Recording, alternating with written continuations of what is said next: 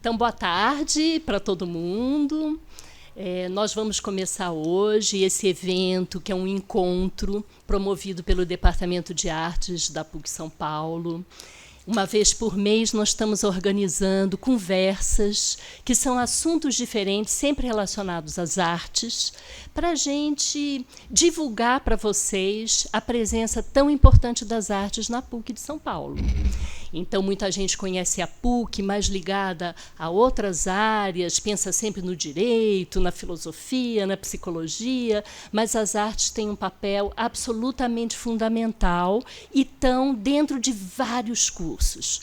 Hoje, para a gente começar essa conversa, eu estou aqui com o Fábio Cipriano, que é o diretor da nossa faculdade, e também é crítico de arte, tem uma longa trajetória pensando as artes, tanto academicamente como na imprensa, e a Priscila Arantes, que está aqui com a gente, também professora da PUC, e que também tem uma participação importante na área de curadoria. Então, eu acho que esse bate-papo vai ser muito bacana e vai ser assim só o começo de muitos encontros incríveis. Então, vou passar a palavra para a Priscila primeiro. Bom, gente, boa tarde a todos, a todas, a todos. É um prazer estar com o pessoal que está aqui presencial e também o pessoal que está assistindo a gente online. E como a Cris colocou, acho que essa é uma primeira de uma série de conversas com artistas, com críticos, curadores, para falar um pouco da potência da arte no nosso campus, né? Eu acho que é esse que é o objetivo desse encontro.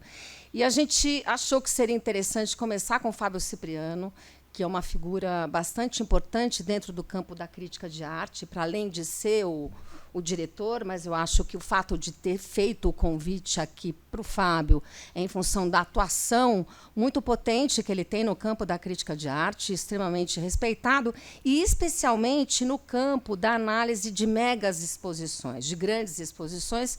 A gente não podia deixar de perder essa oportunidade, já que a gente está com uma grande exposição aqui em São Paulo, que é a Bienal, a 35ª Bienal. Então, para chamar o Fábio aqui para dar uma pequena olhada, né, o olhar do Fábio, né, para essa exposição. Eu vou fazer uma breve apresentação do Fábio, né, e aí vou começar com algumas perguntas e a gente vai fazendo um bate-papo.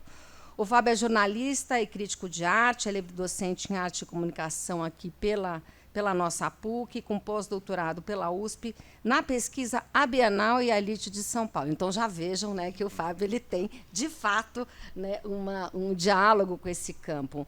É diretor aqui da nossa Faficla, onde também é professor na pós-graduação e na graduação, e do conselho editorial da revista Salt as a State of Mind, na Grécia, e na Arte Brasileiros, que é uma publicação muito importante no campo das artes, coautor, né, de História das Exposições, Casos Exemplares, que, inclusive, foi publicada aqui pela Educ em 2016, e autor de Pina Bausch, entre outros. Então, enfim, acho que a 35ª, então, um pouco, já começando um bate-papo com você, que a gente vai fazer juntas, né, Cris? Ela chega aí com uma potência de um grupo, de um coletivo de curadores, inclusive com a Giane Lima, que foi aluna nossa aqui na PUC, acho que é importante falar, a Grada Quilomba, Alo Menezes, Emanuel Borja Viléu, em torno de 121 participantes, 1.100 obras, né? E chega com uma ideia de balançar, né, os espaços hegemônicos do campo da arte, as narrativas do campo da arte, né? Então, primeiro, antes da gente entrar em detalhes dessa exposição, queria que você, que é um estudioso da área da Bienal, das mega exposições, como é que você vê, num olhar um pouco mais ampliado, essa 35ª e o que ela se propõe, se você for fazer uma comparação um pouco ampla com outras que já tiveram? Obrigado, Pri. Obrigado, Cris. Boa tarde a todos e todas e todes que estão aqui ou que estão nos acompanhando pela internet. Fico super feliz de inaugurar esse ciclo. Acho muito bacana que o Departamento de Artes promova esse debate. A primeira vez que eu vi uma Bienal foi motivado por um professor aqui da PUC, o Carlos Gardim, quando eu fazia jornalismo, em 85, quando a Sheila Lerner foi a curadora da Bienal de São Paulo, uma Bienal apelidada de A Grande Tela, e eu me lembro muito bem como, enfim, meu interesse não estava no campo das artes, né, mas mais na política, mas da minha surpresa, do meu deslumbramento com o prédio da Bienal, com um espaço de 30 mil metros quadrados só para arte, com um monte de propostas muito loucas, né? Enfim, o Gardim, que era nosso professor, nos estimulava muito também a desconstruir esse lugar, né, das certezas. Então, me lembro que o trabalho que a gente fez, a gente fazia fotos das obras e recortava, e, enfim, tipo... E eu acho que a Bienal ela tem muito esse papel educativo no Brasil, né, de formar. Ela formou muitas gerações de pessoas que, pela grandiosidade, pela importância, pela periodicidade, sempre foram ao Ibirapuera e descobriram a arte. E eu, né, dentro dessas pessoas que se formaram aí na Bienal, eu descobri na Bienal esse lugar. Que naquela época, especialmente, né, nos anos 80, os museus não tinham ainda também essa preponderância que tem, MASP, Pinacoteca. Vamos lembrar que a Pinacoteca só vai ter uma certa grandiosidade quando o Emanuel Araújo é o diretor nos anos 90. O MASP estava numa certa decadência por conta do Júlio Neves. Enfim, a Bienal, ela, pela sua história e periodicidade, ela é um marco na cidade importante. E eu acho que, entrando agora nessa nova, ela é uma Bienal da reparação, digamos assim, de certa forma, porque na história dela, né, ela é fundada em 51, ela nunca teve um time curatorial majoritariamente negro, né? Essa é a primeira vez, né, nunca foi escolhido. Ela é uma Bienal que é muito, enfim, faz parte da nossa história e da história também da arte globalmente, digamos assim, que é muito patriarcal, que é muito branca, e a grande maioria dos curadores na história da Bienal sempre foram homens brancos, né? A gente teve uma exceção de algumas mulheres, como a Sheila Lerner, depois a Lisete Lanhado, mas são uma minoria ainda, né? E desta vez, a gente tem pela primeira vez um time que são 3 negros e um branco espanhol, que é um senão também, aí uma coisa que a gente pode conversar depois, mas que eu acho que é muito importante a gente olhar para a história da Bienal e perceber da importância desse gesto, né? Esse gesto já aconteceu em outras instituições e pela primeira vez, né, aqui em São Paulo. A Documenta de Cássio teve um curador negro já nos anos 2000, em 2002, com o Ocui, que também foi curador da Bienal de Veneza. Então, enfim, a gente está tardiamente entrando dentro dessa questão. Talvez, por conta disso, a gente tinha uma expectativa que essa Bienal seria uma grande revolução, né? Porque a gente imagina, bom, agora finalmente eles vão ocupar o prédio, e muitas pessoas com as quais eu conversei ficaram decepcionadas por conta disso, porque não há uma revolução.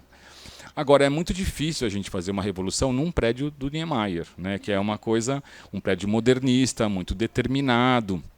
Eu acho que a gente pode conversar aqui de pequenos gestos que foram feitos, pequenas né, revoluções, que né? existem lá e que estão apontadas, porque teve uma coisa muito linda na Bienal do Ocui, em Veneza, que foi uma performance que ele criou para a Bienal, que era a leitura do Capital, do Karl Marx, durante a Bienal inteira. Então você tinha o centro da Bienal, era uma espécie de tablado, onde ficavam pessoas ali lendo durante os 6 meses da Bienal toda a obra dele, que isso foi um gesto muito radical e muito legal, né? Isso, se pensar que é razoavelmente recente, essa Bienal deve ter uns 7, 8 anos, né?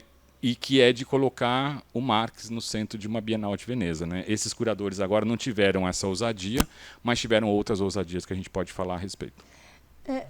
Falando em ousadia, eu queria fazer uma pergunta, porque eu acho que você está falando de pequenas revoluções, né? Acho que também a história é feita de pequenas e grandes revoluções. Eu acho que você aponta para uma questão já política dos jogos de poder no sistema das artes, né? Majoritariamente encabeçados por homens brancos, por um sistema patriarcal, não só na Bienal, mas nos próprios museus, nos ambientes expositivos, né? Então, acho que esse movimento já traz um movimento importante.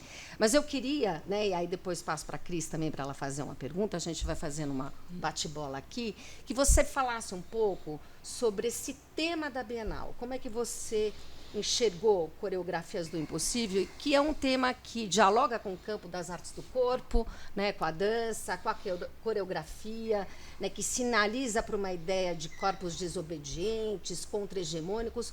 Como é que você vê, né, essa tessitura dessa proposta curatorial, né, dentro da Bienal e das obras que foram escolhidas? Ou você não viu? Queria que você falasse um pouco disso. Bom, meu doutorado, como você falou, né, sobre a Pina Bausch, é sobre uma coreógrafa alemã que fez grandes revoluções. Né, Exatamente. E claro que eu olho também para essa questão das coreografias a partir também dessa pesquisa, né? Enfim, afinal de contas, a Pina Bausch, ela mudou toda a percepção, de certa maneira, do que é o movimento, né? Enfim, ou do que é uma coreografia. Para ela, lembrando aquela frase essencial dela, não me interessa como as pessoas se movem, mas por que as pessoas se movem, né? E eu acho que essa Bienal tem muito desse pensamento. Não é tanto sobre o movimento em si, tecnicamente, mas é sobre esses gestos que transformam o cotidiano, que transformam o dia a dia. Vamos pegar já um exemplo da própria Bienal que eu acho legal a gente exemplificar. Tem um trabalho da fotógrafa Rosa Gauditano, que é muito lindo nessa Bienal, porque é uma série de fotografias que foram encomendadas a ela nos anos 80, de 2 bares na cidade de São Paulo, frequentados majoritariamente por lésbicas. Um é o Ferros Bar, o outro não me lembro agora o nome. E ela registrou durante 2 ou 3 meses, todas as noites, essas mulheres nesse ambiente. E esse trabalho, por ainda ter sido feito na época da ditadura, acabou não sendo publicado e virou um trabalho esquecido. E eu acho muito legal que esses curadores foram, né, nos arquivos da Rosa, localizaram essa pesquisa e trazem essas imagens que, para a gente, né, que está acostumado dentro do sistema da arte a ver, sei lá, Nan Goldin, por exemplo, elas não são necessariamente uma novidade.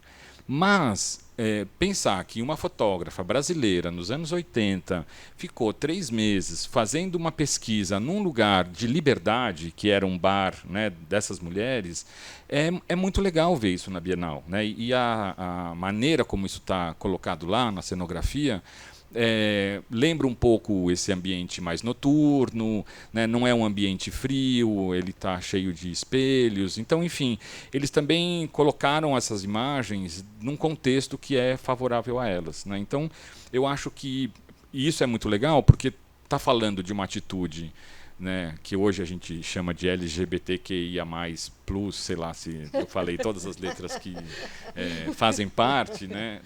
Mas que estão dentro da Bienal de uma maneira muito discreta também, ou seja, não é um manifesto a favor ou contra, enfim, mas é uma afirmação de um gesto de uma fotógrafa que registrou essas mulheres num certo período e que esse trabalho, inclusive, foi censurado, né, e que hoje não seria mais. Então, eu acho que essa Bienal ela é muito cheia de gestos que mostram isso, sabe? Atitudes. Por exemplo, né, existe uma pintura muito linda do Sidney Amaral, que também está na Bienal, né, lembrando que o Sidney morreu razoavelmente recentemente, um pintor negro brasileiro, onde ele se autorretratou num quadro muito escurecido, e desse quadro escurecido, né, bem preto mesmo, saía a parte central da Bienal, e ele estava colocado, se autorretratando num canto dessa tela, e o nome da tela é O Estrangeiro,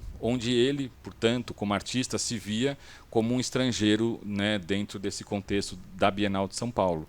E é muito legal que esta obra esteja nesta Bienal, né? Ou seja, reforçando, não é só a única obra do Sidney, tem várias, mas esse caráter de gestos que apontavam para uma certa questão, né? Ou seja, do preconceito da Bienal, do não pertencimento de negros na própria mostra, e de como agora existe uma afirmação, uma busca de reparação em relação a essa presença. E eu acho que nisso a Bienal é muito legal, porque é uma maneira também muito discreta, né? Não, como eu falei, não é uma revolução, não está lá, mas está apontando discretamente muitas formas bacanas dessa forma de reparação mesmo.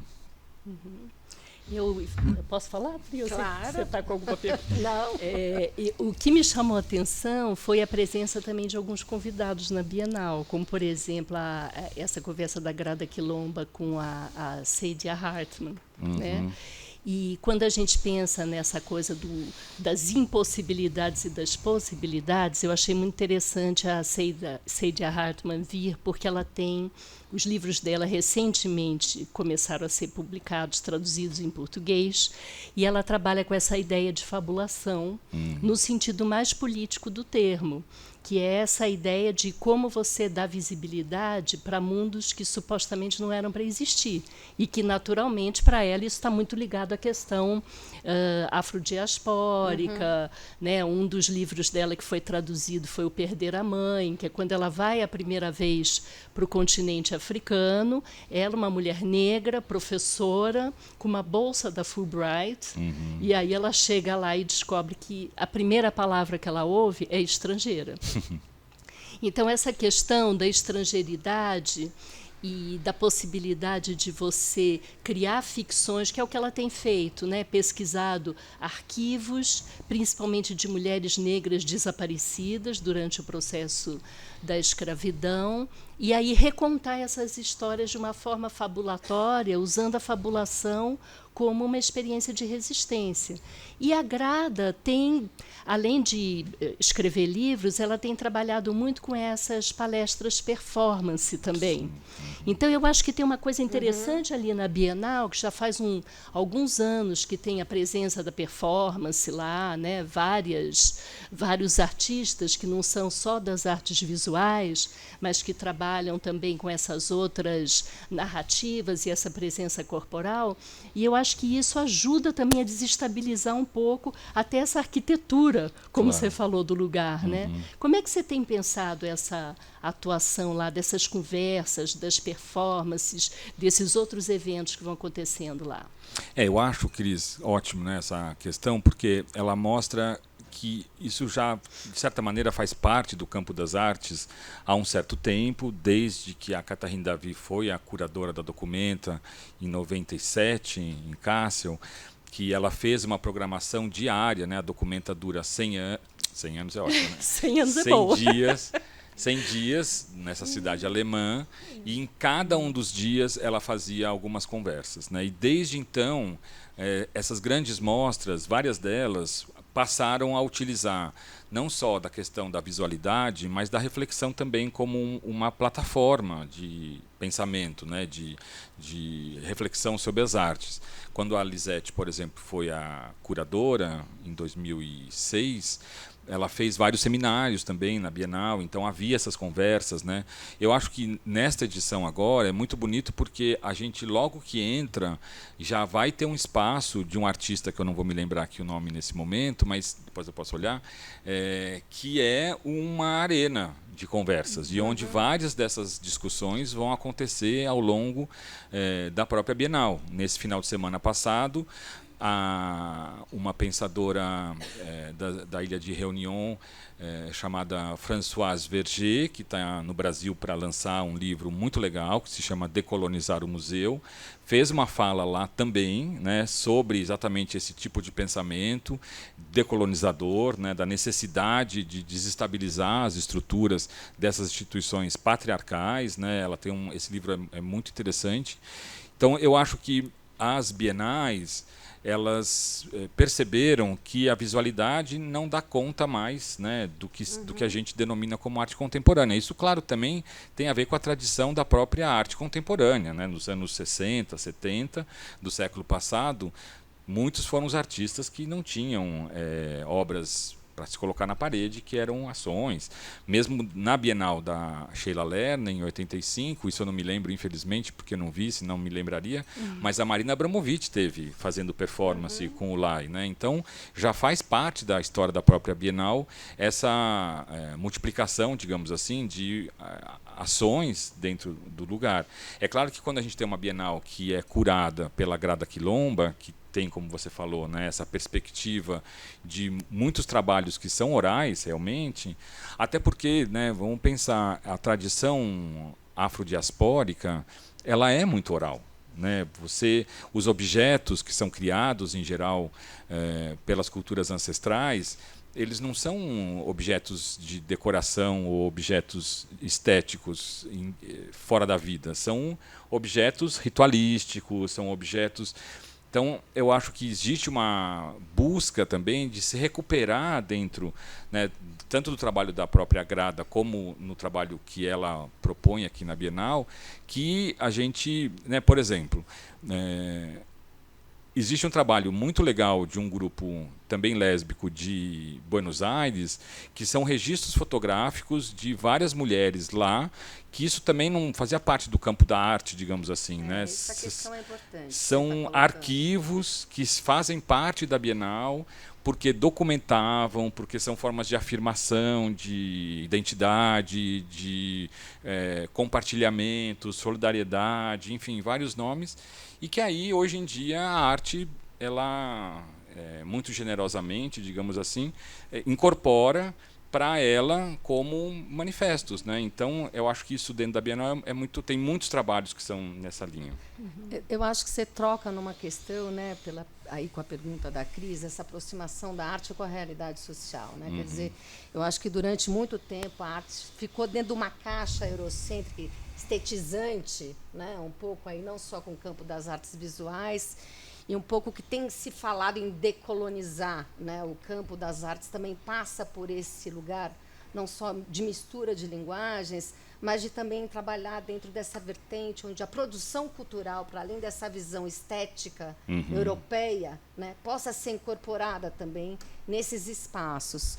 E aí eu queria que você falasse um pouco, por exemplo, me veio um pouco na cabeça, por exemplo, desde o trabalho Frente 3 de Fevereiro, que vai trabalhar com arquivos antirracistas, né, que tem ali a figura, né, do Daniel Lima como um dos integrantes, né, onde ele resgata ali algumas questões do arquivo da própria Frente 3 de Fevereiro, né, mas também um trabalho como, por exemplo, o espaço aberto para o Movimento Sem Teto do Centro, que está ali, né, e que tem um papel importante aí na luta pela moradia, o direito à moradia, né, e que tem espaços também do campo da arte, mas que você falasse um pouco também desse espaço que se abre para produções que não são exatamente estéticas, nesse sentido hegemônico que é pensado, e que se abrem para essa realidade social. Sim.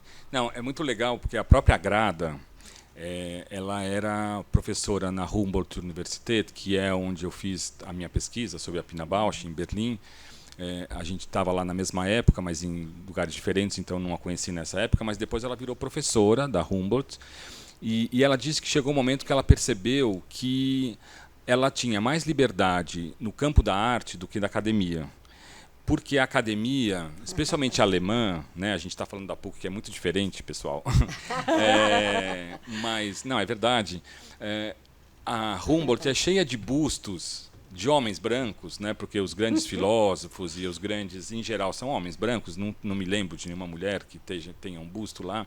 E a própria Grada falava, repara como a academia tira o corpo das pessoas, né? Ou seja, ela expõe essas pessoas sem, né, a sua corporeidade, são só as cabeças praticamente, né? Ou seja, apontando justamente para esse excesso de racionalismo. Então ela faz um movimento, que é um pouco esse que você está falando, de ir para um lugar, que é o campo da arte atualmente, onde essas reflexões todas têm mais liberdade.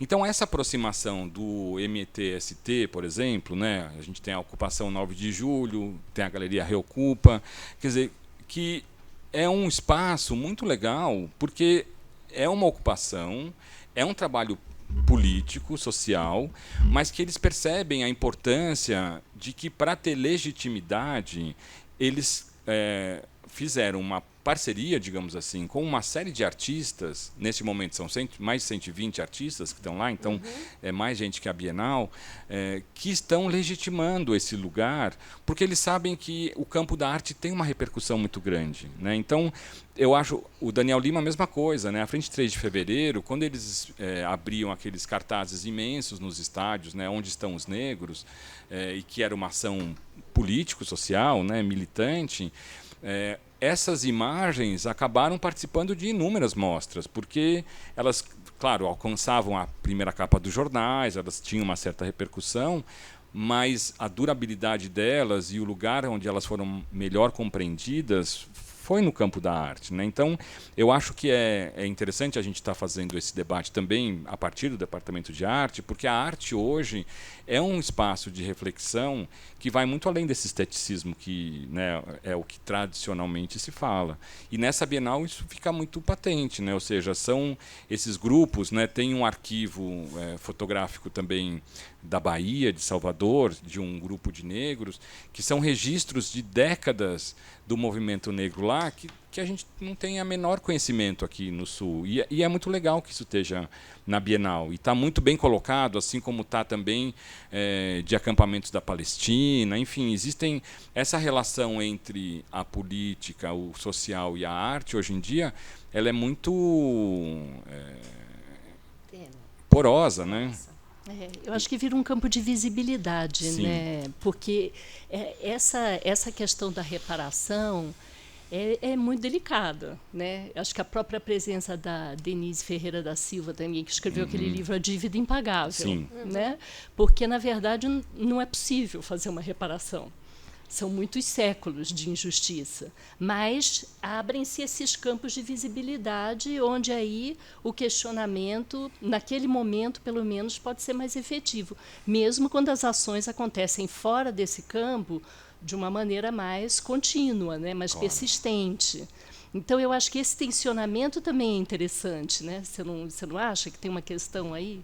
Não, sem dúvida, e eu acho que este é um começo, né? A gente está vendo aqui essa reparação, de fato, ela é pequena, e nesse livro da Françoise Verger, ela fala muito disso, ou seja, não adianta só você colocar artistas negros numa exposição e os artistas e os funcionários negros continuarem sendo só aqueles que fazem a limpeza, que servem o café, você não ter curadores negros, você não ter na direção pessoas racializadas, você não ter nos conselhos, né? Ou seja, olha o conselho da Bienal, quantos negros tem? A minha pesquisa, que é sobre a Bienal, a relação da Bienal com a elite de São Paulo, para mim ficou muito claro isso, ou seja, é uma história de apartheid, basicamente, né? Você não tem lá nenhuma relação com a cidade, é uma elite realmente que de vez em quando faz algumas concessões. Mas eu acho que esse debate ele é importante porque ele dá início a isso, né? Então a gente viu nessa mesma Bienal agora movimentos questionando, bom, mas e quanto que as pessoas estão ganhando, que estão trabalhando lá? É um valor digno? É um valor que pode ser discutido? Então, eu acho que esses tensionamentos são muito importantes e eles não têm retorno, porque as pessoas que estão participando disso não vão querer que, né, a gente volte a ter o mesmo tipo de comportamento de antes. Claro. Isso mesmo. Eu queria mudar um pouco o foco, falar um pouco da arquitetura, né? Porque se fala muito no decolonial, e existiu toda uma questão em relação à arquitetura, o design expositivo, mas a arquitetura mesmo da Bienal, feita ali pelo vão, né? E que me surpreendeu particularmente, porque, além de problematizar a arquitetura modernista, mas você vê a sombra das pessoas na arquitetura, quer dizer, é um corpo que te chama para estar dentro, né? A sua sombra está naquele corpo visível ali da arquitetura. Queria que você falasse um pouco da arquitetura, porque eu particularmente achei incrível ali a proposta. Como é que você viu?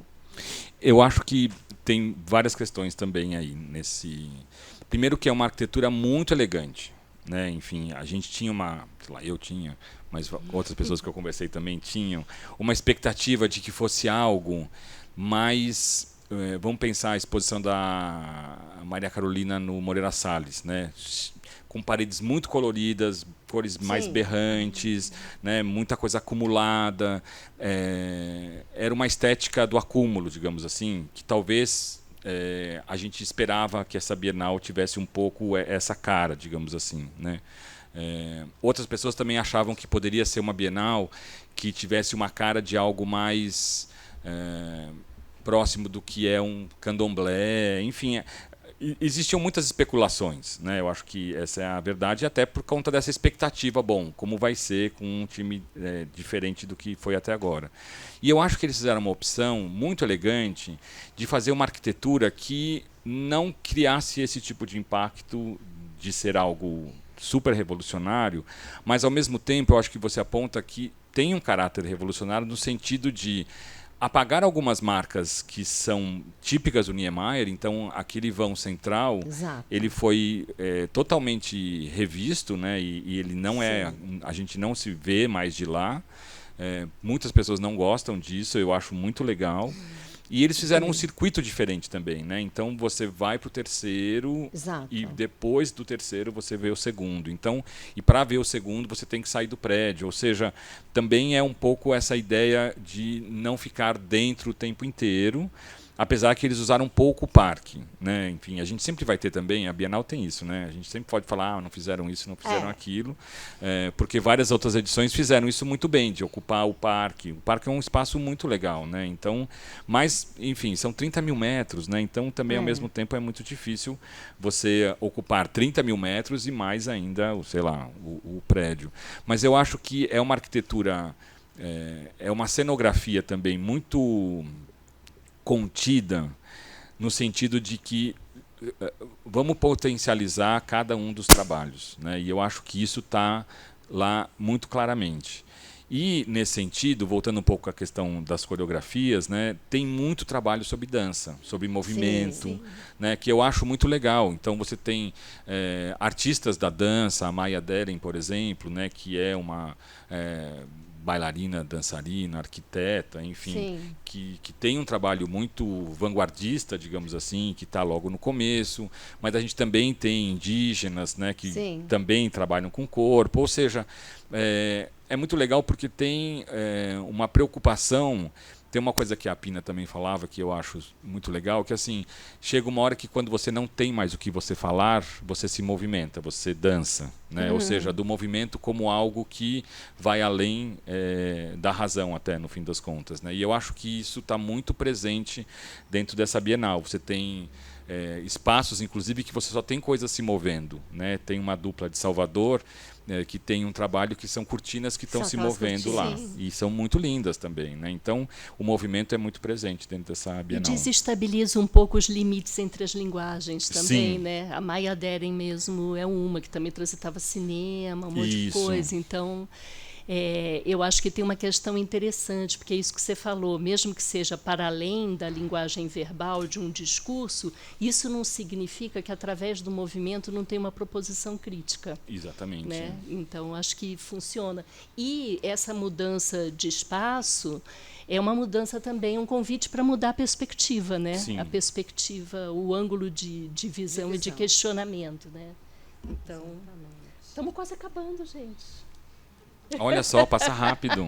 40 minutos. Será que o público não gostaria Alguém quer fazer de alguma fazer pergunta? uma pergunta? Aproveitar aqui, o Fábio? Depois a gente vai ter que organizar no próximo encontro para a gente acessar perguntas do YouTube. Isso é legal. A gente, como estamos na primeira vez aqui, a gente não fez isso. Mas, Fábio, só para finalizar, qual foi o trabalho que você gostou mais? Aquela pergunta que não quer calar. Não, tem uma sessão que te, assim, te pegou, assim. Tem uma sessão que eu gosto muito. Ai, gente, o duro da gente, quando a gente já está com uma certa idade, o HD fica lotado e aí a gente já não se lembra mais. Vai esquecendo os nomes dos todos. nomes, né? Mas deixa eu verdade, é verdade. Mas tem uma ordem ali. No segundo andar, ou no terceiro, mas enfim, que tem um quadro do século XVII, que é uma monja retratada como homem. E ao lado desse trabalho tem um vídeo atual que foi feito numa exposição na Espanha de uma dupla, deixa eu ver se eu acho aqui, mas que a curadoria, inclusive, foi do Paul Preciado, né? um professor trans também, uma pessoa fantástica, e que é um trabalho de uma dupla espanhola que faz um super questionamento exatamente sobre a questão da representação, né? Como que uma freira no século XVII se deixou retratar como homem, porque na verdade ela tinha atitudes masculinas, depois ela veio para a América e aqui tinha atitudes masculinas também, então enfim, uma espécie de trans antes do tempo, né? E que esse trabalho são várias vozes de várias pessoas trans falando, enfim, criativamente sobre essa pintura que está lá. Então eu acho isso muito legal, porque, claro, ela mimetiza essa exposição que existiu na Espanha. Eu fico falando e eu não consigo lembrar, mas deixa eu ver aqui. E ao lado dela tem também uma outra documentação que é muito legal do que seria a primeira trans escravizada brasileira. Então é uma sequência de histórias que são essas histórias contra-hegemônicas, né, que revolucionárias no seu tempo, e que estão lá de uma maneira muito discreta, que são muito simples. O vídeo é maravilhoso, é muito bem feito, ele deve ter, sei lá, meia hora. A Bienal tem isso, né? A gente precisa ir várias vezes para poder, né, assistir esses vídeos, né? Não dá para a gente ver sempre, mas tem a cozinha do MTST que é muito legal e que vale muito a pena ir lá comer e depois, né, ver esse trabalho. Eu fico falando aqui e eu não... achei. Cabelo e Carceler. Essa é a dupla, eles estão no andar azul, que tem esse vídeo e que trata exatamente dessa história dessa monja. Deixa eu pegar a página certinha aqui, porque... muito bom. Não sei se vocês viram. Não poderíamos ter começado melhor, hein, Fábio Cipriano? Né, Cris? Pois é, eu achei. Não, enfim, fica a dica aí. Eu acho que olha, o trabalho se chama Uma Voz para Erauso, um epílogo para um tempo trans.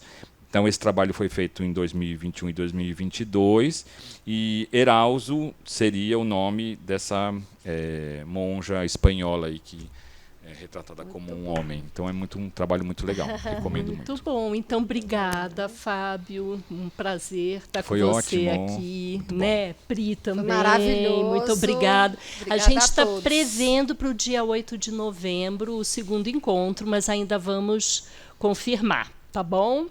Então, obrigada a vocês também que vieram. E quem não pôde assistir ao vivo, faça propaganda para todo mundo assistir no YouTube. Vai ser uma muito salva legal. de palmas para o Palmas Fábio. para Fábio. Obrigada, gente. Obrigada.